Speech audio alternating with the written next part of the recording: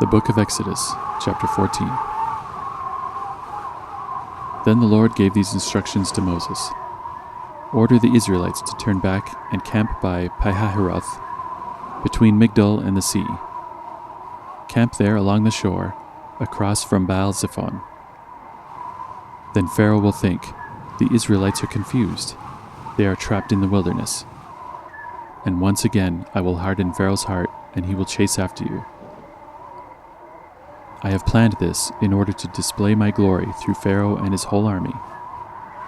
After this, the Egyptians will know that I am the Lord. So the Israelites camped there as they were told.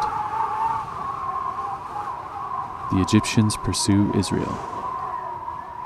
When word reached the king of Egypt that the Israelites had fled, Pharaoh and his officials changed their minds. "What have we done? Letting all those Israelite slaves get away," they asked.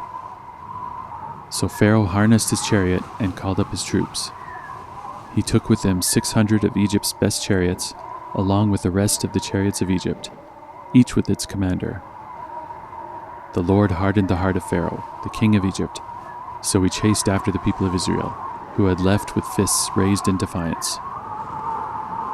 The Egyptians chased after them with all the forces in Pharaoh's army, all his horses and chariots, his charioteers, and his troops. The Egyptians caught up with the people of Israel as they were camped beside the shore, near Pi-hahiroth, across from Baal-Zephon.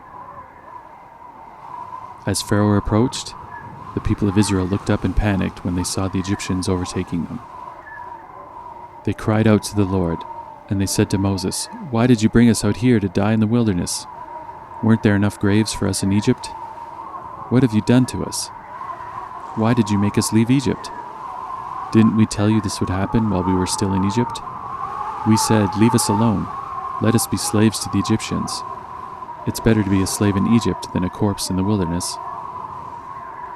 But Moses told the people, "Don't be afraid.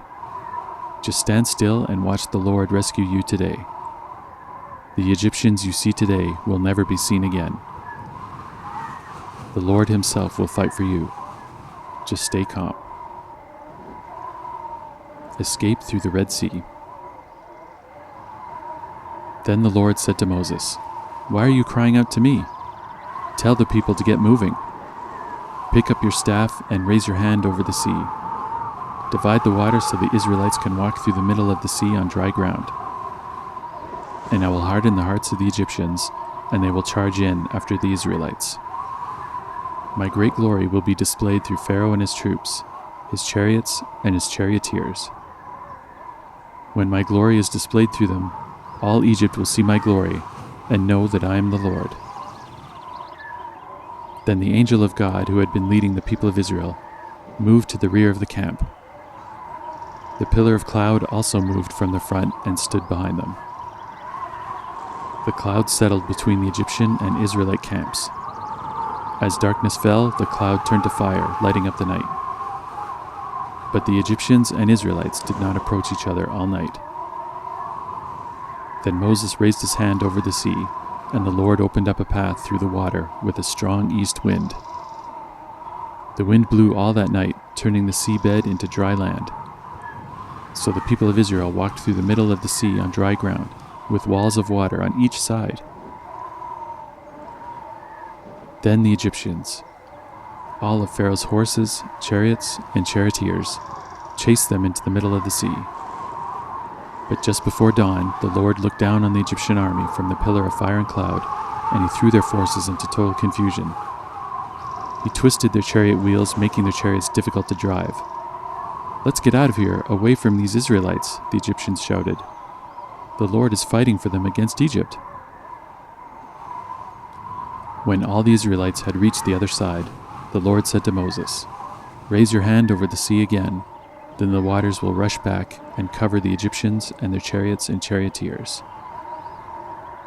So as the sun began to rise, Moses raised his hand over the sea, and the water rushed back into its usual place.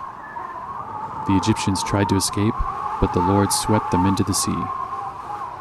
Then the waters returned and covered all the chariots and charioteers, the entire army of Pharaoh. Of all the Egyptians who had chased the Israelites into the sea, Not a single one survived.